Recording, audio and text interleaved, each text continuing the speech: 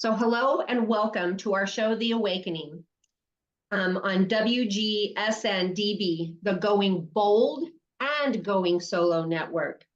My name's Tina Huggins. I'm your divorce coach specialist and restorative mediator. This is Joe Huggins, and I'm super excited for our guest today. For Chrystal Meach, did I say that right? It's Meach. Meach. No problem. Meach. I knew I needed to ask that beforehand and forgot. It's okay. So, our topic today is about unhealthy and healthy intimacy. So wait for it. We're going to be talking about sex. So before we get started, before I turn all this over and we start chatting, I wanted to explain to people what Google has as a definition for intimacy. So Google says intimacy is close familiarity or friendship, closeness, the intimacy between a husband and wife, a private, cozy atmosphere. The room had a peaceful sense of intimacy. And it goes on and it says, an intimate act, especially sexual intercourse. So this is such a cool topic because Joe and I were talking just before we came on here about how people that, this is a hush-hush topic and nobody talks about it. And how do people that are going through intimacy issues ever learn about the unhealthy versus a healthy intimacy? They never get to know anything, especially if they've always been in an unhealthy situation. So, Chrystal, what got you into talking about intimacy out here in public?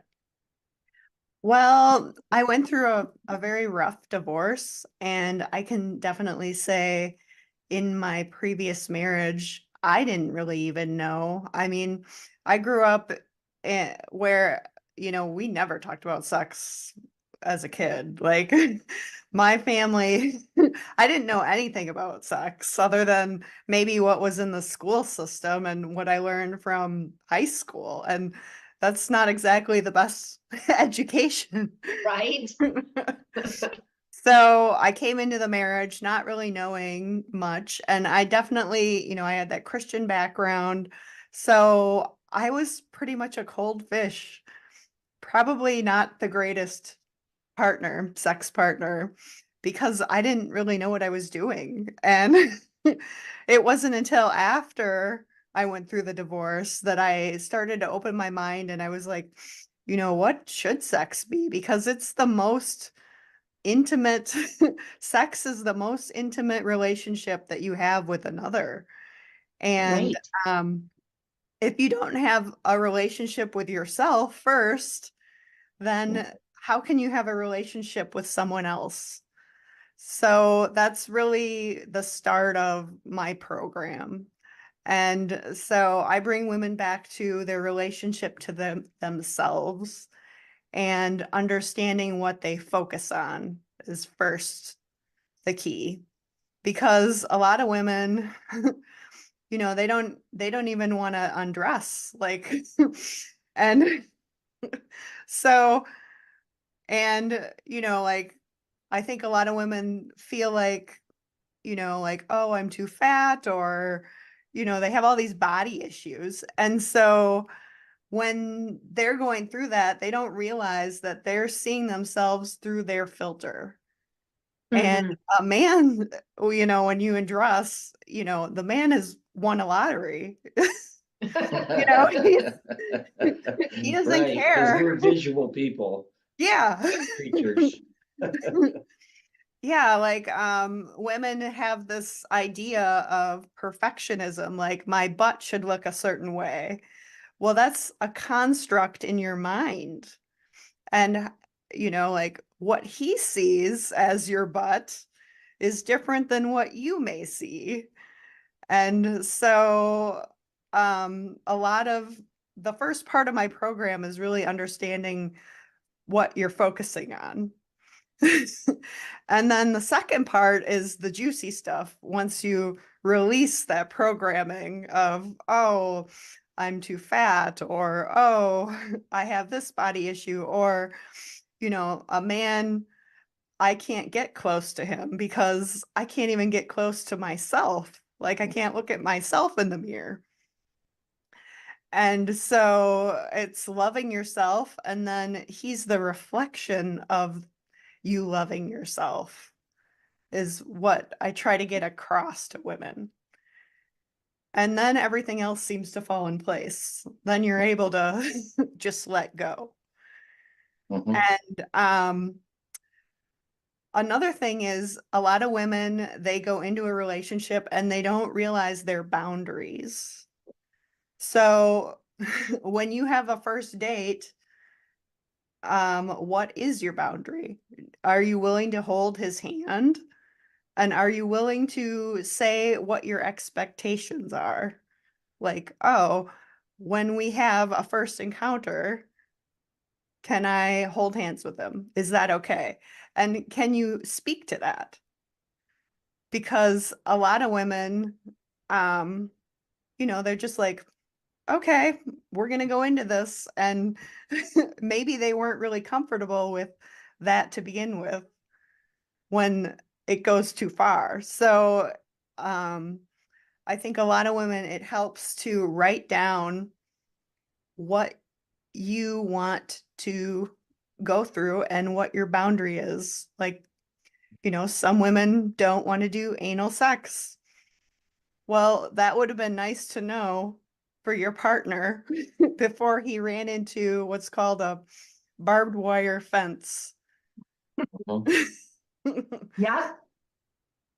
So, I oftentimes have women write up a contract with herself. Like, at this point in the relationship, I'm willing to do these sexual acts. And at this point, I'm able to do these sexual acts. And then to be able to speak to that to the partner so that he knows, so that he doesn't run into the the barbed wire fence, as I Oh like. my gosh. There's actual communication with your partner that says, hey, I want to have sex. Let's pull down the barbed wire fence. Yeah. Unless the barbed wire fence is there for her protection. Yeah. Right? Yeah. She skipped that. Well, the point is to take down the barbed wire fence in order to Yeah. come to that higher level Right. of intimacy. Yeah. Yes. So I want to back up for just a minute because I think that it is to me, it is like breathtaking just to hear you say that you come from a Christian background and here you are talking about sex and intimacy. Because so often, so many, especially women, come in from a religious background and oh my gosh, you can't touch me there, and we can't kiss until that we've dated for a month. And because they've had all of that Christian background or what they think they've learned from the Christian background. So how did you kind of meld from that thought to here? Well, like I said, when I went through that divorce, I was more open. And there was a woman called, her name is Allison Armstrong, and she has multiple books, but one of her books is called The Queen's Code. And that's really where I started to realize what my programming was. I'll call it Mm, programming, the construct that I took on and consented to, that, this is not okay and this is okay. And it's really about an awareness. And you start to realize how you disempower yourself, but then you also disempower your partner. So that just really woke me up to, oh my goodness, I see the Bible this way, but really, that's not necessarily how I have to think about it. great, great. And so Joe and I have talked about this a lot because he comes from a hunting background and a farming background, and as do I. We've talked about that natural aspect of animals, it's not intimate where they live in their minds, but it is part of nature. It is something that we were born with. And so we just, as humans, we get our brain wrapped around it too hard, too tight, and we put those constructs, like you said. And I think that that's a part that women specifically, but there are some men that I work with that have had that real staunch idea of what life is. And breaking that down, I'm sure takes time. So how long does that work, or does that time frame happen with you and your clients? Well, it really depends on the person, right? I mean, how much are you willing to change, and and how much are you open to? I mean, if you're not really open to it, if you believe that the Bible is this way and that you grew up this way traditionally and this is how it is, then I can't really help you. Mhm. Right, right. I mean, you have to be open to thinking that way. And I think those books, The Queen's Code and The Keys to the Kingdom, really helped me, because I was like, oh, I could see myself in this woman in the story. And it was like a template for me to be like, oh, maybe I should rethink about how I'm operating and how I'm engaging in this relationship. Because what do I really want? Mm-hmm. That makes sense. To start thinking for yourself instead of how you, like you said, programmed, and I would say the same word as programmed is, you got to question, like, should I have a choice here. I don't have to keep doing what I'm doing. Mm-hmm. Yeah. And so we were talking about things earlier. And so I asked him what's the difference from his marriage and what's the difference to our relationship. And so can you kind of elaborate on the differences that you've seen? Well, one is, and you hit it right on the head too, about the trust factor. If you don't trust yourself, there's no way you're going to trust your partner. And that's the relationship I was in. She didn't trust herself. So as a reflection back to project it on me, she didn't trust me. And I went to 17 years of counseling and had 13 counselors ish, lost track. And I remember one saying about it's projection. She's projecting how she feels about herself onto you. So once I heard that, it helped me not question myself so much. But once you hear that, it's like, oh, that's great. I needed to hear that. But then you have to relive that, what he told you, the counselor told you over and over to go, because it's not going to stick the first time. So, Yeah. And another thing is, like, one of the ways that I question myself is, like, if something has to be this way, then compared to what? Compared to what? This, Yeah. a man has to be this way. Compared to what? Compared to who? Right. Where'd that come from? Yeah. Yeah. And then you usually can't answer it because it was programmed into your mind. You didn't think about it that way. Right. Mm-hmm. So then it starts to release that programming of So how you felt. Right. So we talked about more so into the programming that I've been now. I come from molestation as a child, starting around age 9, and then there was kids my age, and there were several of them that were involved in this process over the years. They were invited in by the originals, and then adult men. And then because of that, I didn't understand what sex was, what life was, I didn't have a big picture, a healthy picture, we'll put it that way. So I ended up placing myself in positions that that got me physically in harm's way. Luckily, I was able to think myself out of them, but I never saw certain issues as wrong. There, you talked about boundaries. I didn't have healthy boundaries because I didn't know what they should or should not be. And so in dating, there was one point where I was at a Taekwondo event, and one of the adult instructors, I was about, I would say 14, 15 at this point, one of the adult instructors invited me into his room. Well, he's the instructor, right? Well, pretty soon he was on top of me, and of course, fully clothed and everything. But right away, I was like figuring how to get out, and he let go, and then I left the room.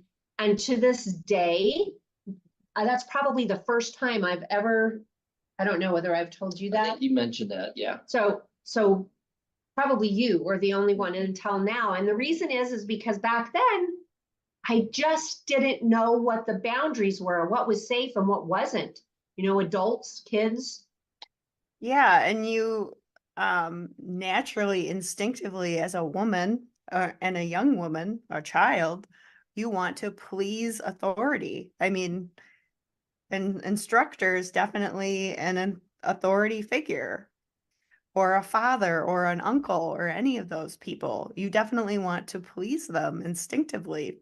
So it really messes with your mind as to what what is healthy. And I think there's a lot of healing around, you know, being able to trust again. Mm-hmm. Yeah. Mm-hmm. And then forgiving yourself for you didn't do anything wrong. That took a good long while because that situation wasn't the only situation over the years. Oh, bless you. That I ended up in because I couldn't figure it out, right?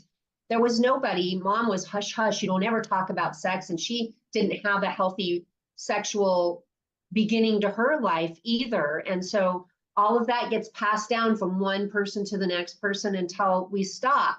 And I had boys, so there was things that I taught my boys because of the molestation that I refused to allow them to be involved with. So they've learned from a very early age to communicate verbally what they wanted. So I learned that through all my mistakes, and I wished I'd have had you way back then.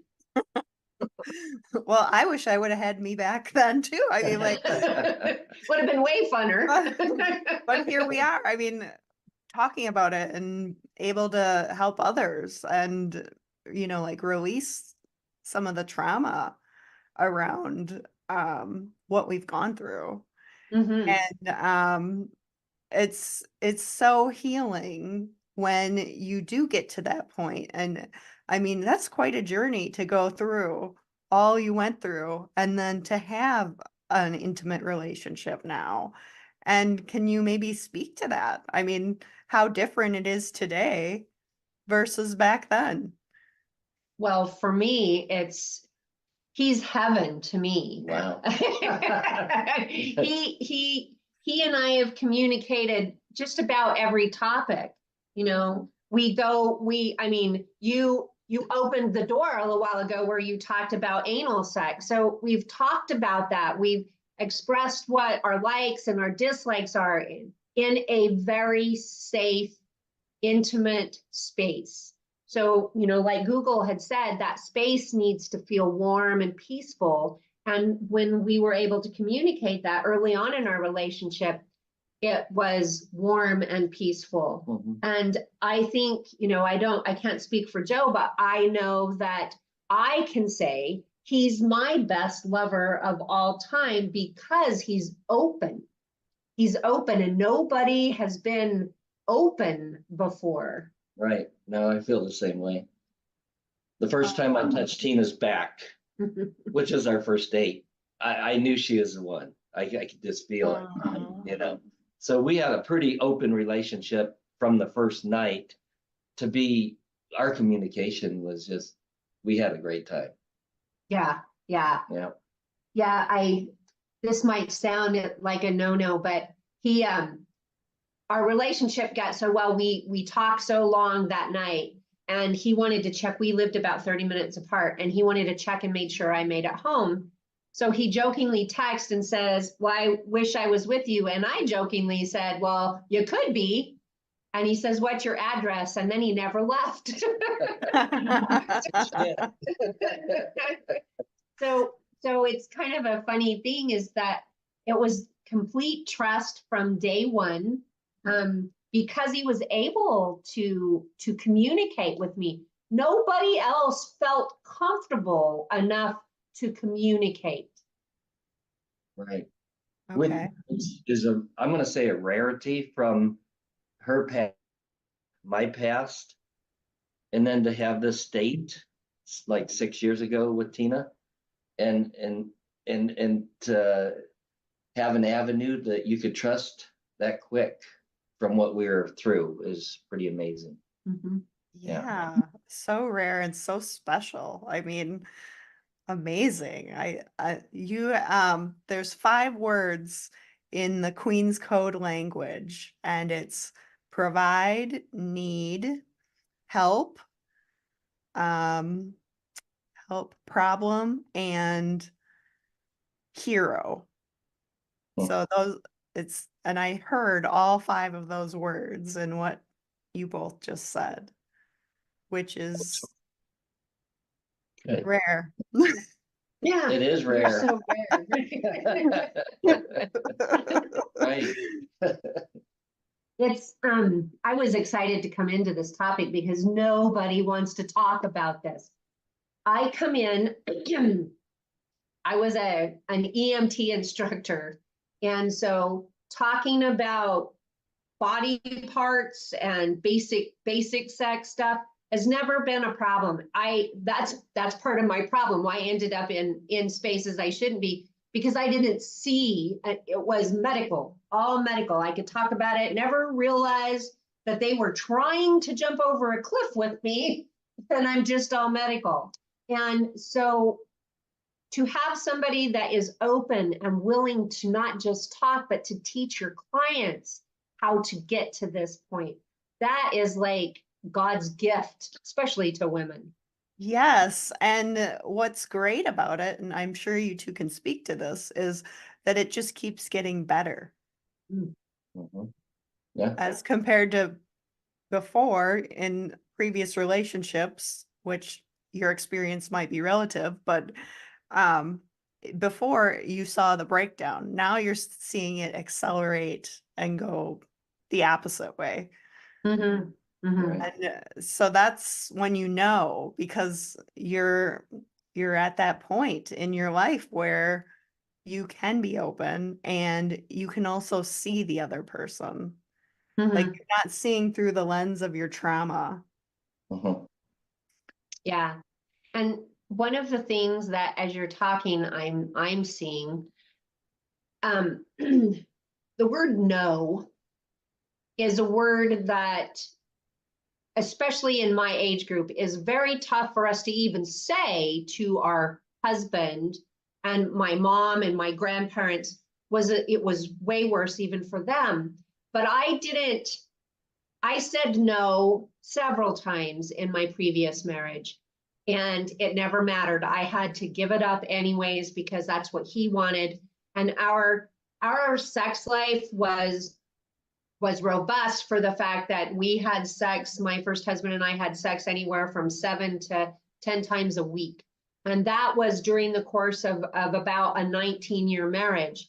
And people would say, well, that's a healthy sex life. Well, it wasn't. I often cried. I often said no and often had to give in to things. And so when I got with Joe, the word no was so easy for me to say. I don't want sex tonight. And he never pushed, never, ever. And so to find a place where I can say no and feel healthy with that, it's safe. You know, like Google was talking about a safe, and our sex life is really good. We're anywhere from 2 to 5 times a week. And he's in his 60s and I'm almost there. And so I find that to be extremely healthy because of what you're talking about. Yeah, and what you're talking about is so the basis for your sex life. So, and I think right now you have that servitude to your partner. So you're engaging in sex for what it provides your partner. And the previous way you were working with your partner was based on emotion. It's not based on servitude. And it might be like a survival need because we all do need sex.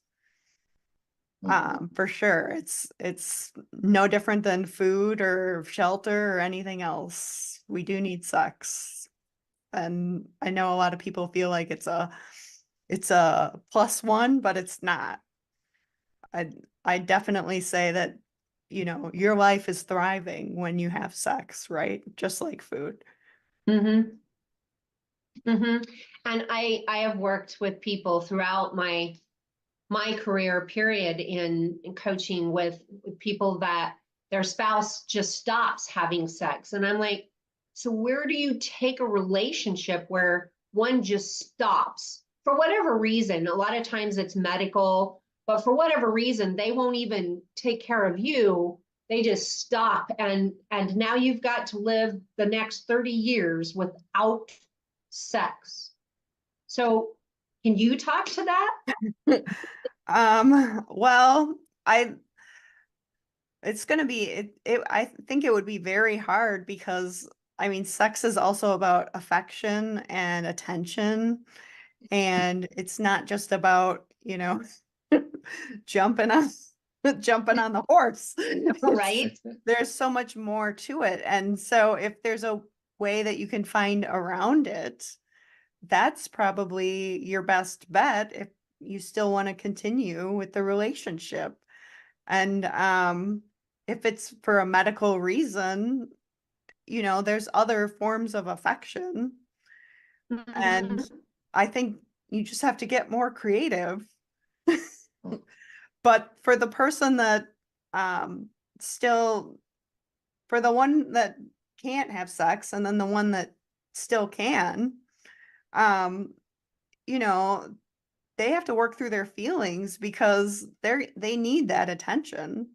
And Mhm. if they aren't getting it, they're probably susceptible to looking for a different partner. Mhm. So Mhm. you really need that communication to come back to being creative. How are we going to make this work? Yeah, and I I know, so kind of backing up into that sentence there, where I had sex, my husband and I, my first husband and I had sex on a regular basis, almost daily. And that wasn't intimacy.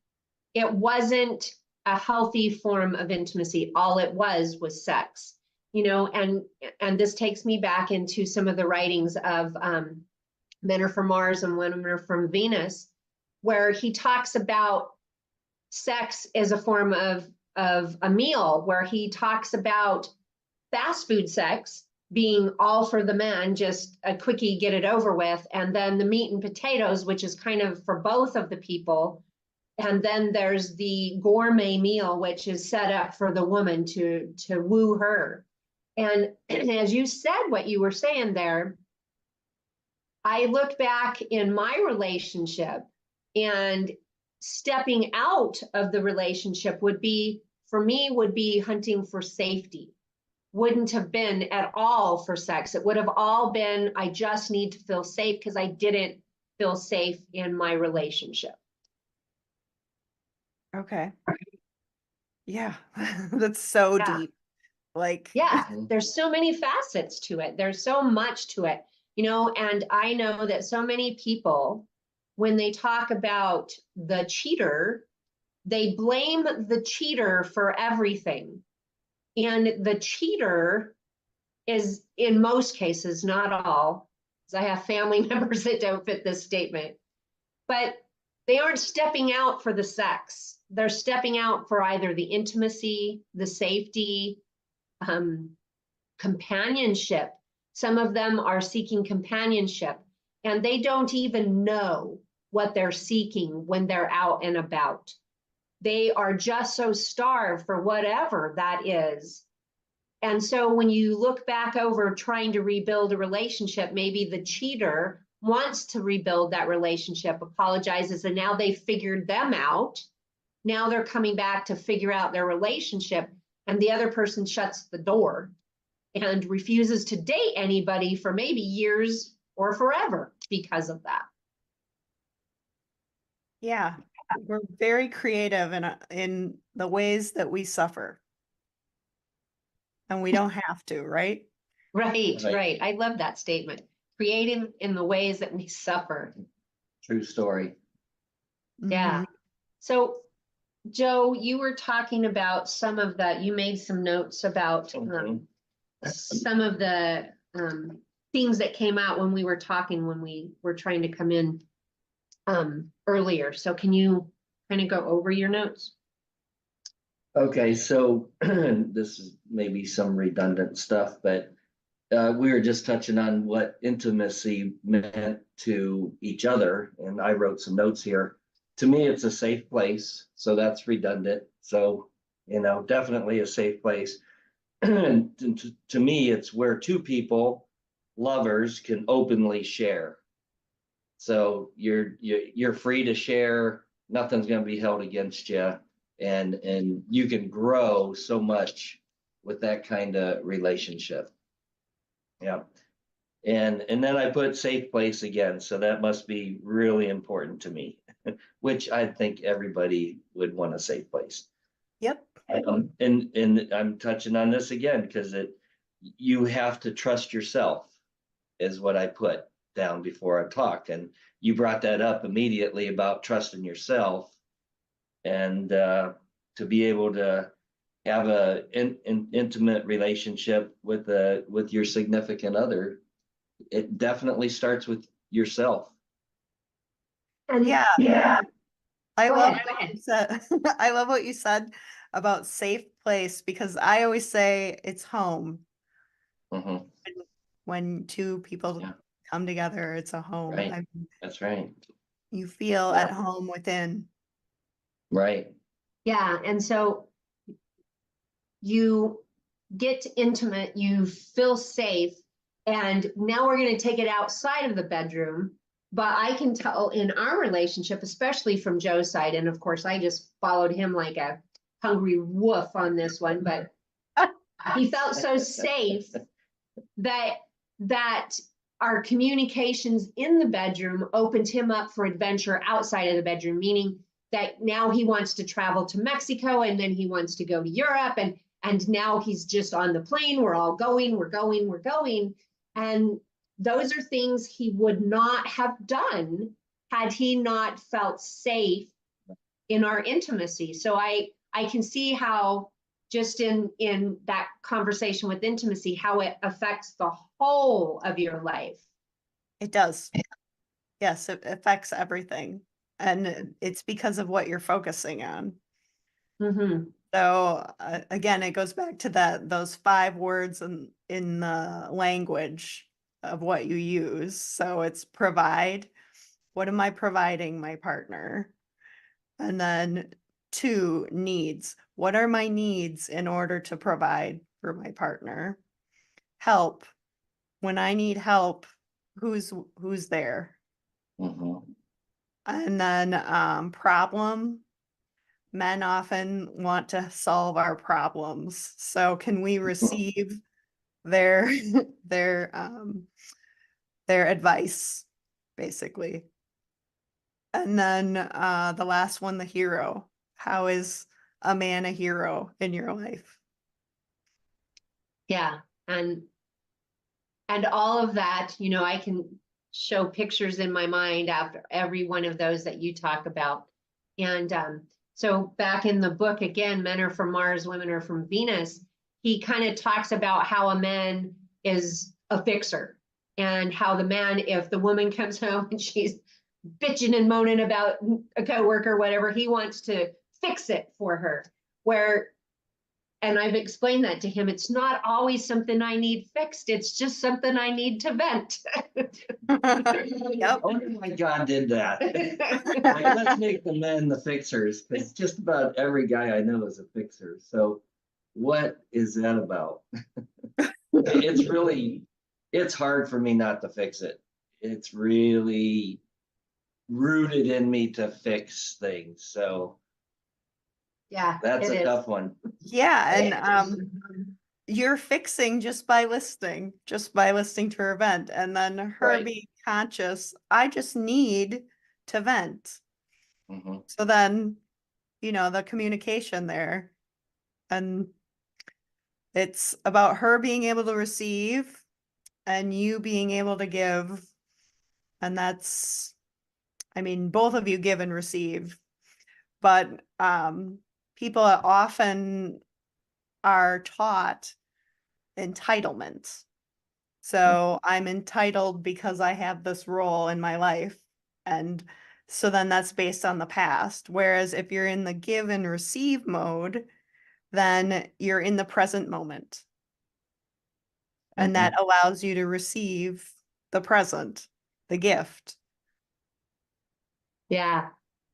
And so that kind of brings me so explain a little bit about your program and how that works. Okay, so my program is a 12-week program. I started it for women. I've got more men that are involved, so I'm thinking about redoing some of it so that men can be part of the program too. But 12 weeks, the first, I'd say 4 weeks are related to mindset. So it's about you talking to yourself and understanding what you're saying to yourself, and you're writing it down. And then we have like a one-on-one meeting where we talk about what you realized about yourself. So then it comes back to your goals. So your goals, once you realize how you're thinking about things, is how do you want to change that? And for some women, it's related to, oh, I just want to be able to take my clothes off in front of my husband. And so it's just her realizing her mindset and rethinking those thoughts. And there's the healing around that. And so we also walk through the 5 words in the hero's language, which is need, provide, help, problem, and hero. And the more that you realize a man is a hero in your life, the more he is a hero in your life. Yep. Yeah. And so anybody that's wanting to take part in your course, how can they get a hold and find your website and all of that? I can give you the information so you can put it in the description box, but I have the YouTube channel, Tao of the Heart. And then I also have a website, which is Tao of the Heart. It's just like a landing site. So I'll just put it in the description box so it's easy to just click on. Okay. And yeah. That would be awesome. So I think that it's super important. So this is like the one thing, that and money are the 2 things that are the most difficult for people in a relationship to talk about. They can't talk about their money, and then they can't talk about sex, and they're having sex together. So this is an important topic. So thank you very much, Chrystal. Oh, for sure. And I think if you work on one or the other, if you work on intimacy with yourself, your finances will grow. I promise you, because you'll be more open and you'll be focusing on different things. You'll be focusing on what you're doing right, and you'll start to do more things right. I love that idea. Right. Yeah. More things right. More things right. positive. Yeah. Yep. Mhm. So very good. Thank you so much. I'm just going to kind of cover the last little bit here. So like Chrystal said, we'll have her information attached to this so that you can get a hold of her. And if for some reason you can't, you can get a hold of me and I'll make sure that I get you in touch with Chrystal. So if you are in a domestic violence situation, I want you to make sure that you call 911. And then like we talked about last week, make sure that once you call 911, you let the cops arrest them. That is your protection. We saw somebody yesterday and we're pretty sure she's in the hospital today because she did not allow the cops to arrest him. So make sure you call 911. If you are in a domestic relationship, a domestic violent relationship, please call the domestic hotline, which the domestic violent hotline, which is 800-799-7233. That number again is 1-800-799-7233. My contact information is Coach Tina Lynn at Gmail. That is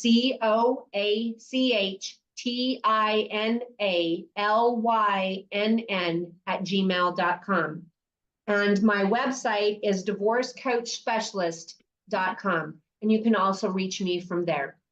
So any last questions, comments for Chrystal?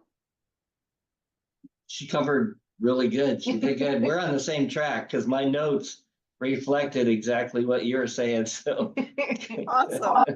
yeah. So thank you.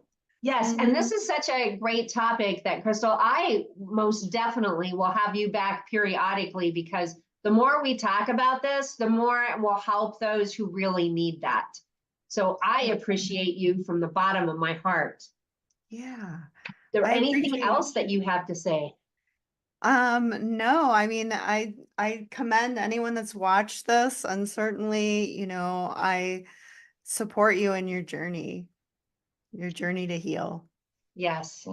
And that journey to heal is most important. And the one thing I can say about that is reach out, get the help you need because you can't do it alone. You are stunted if you're trying to do it alone. I know. I tried to do it alone and couldn't. Me too. Yeah. Ditto. I did. Why we're here. Yeah. Yep. I did share with a lot of friends and clients. So, but that part I got off my chest but yeah, get help, get professional help. Yeah. I agree. Well, very good. Well, thank you, Chrystal. And Thank we you. will see you soon, I'm sure. Yep.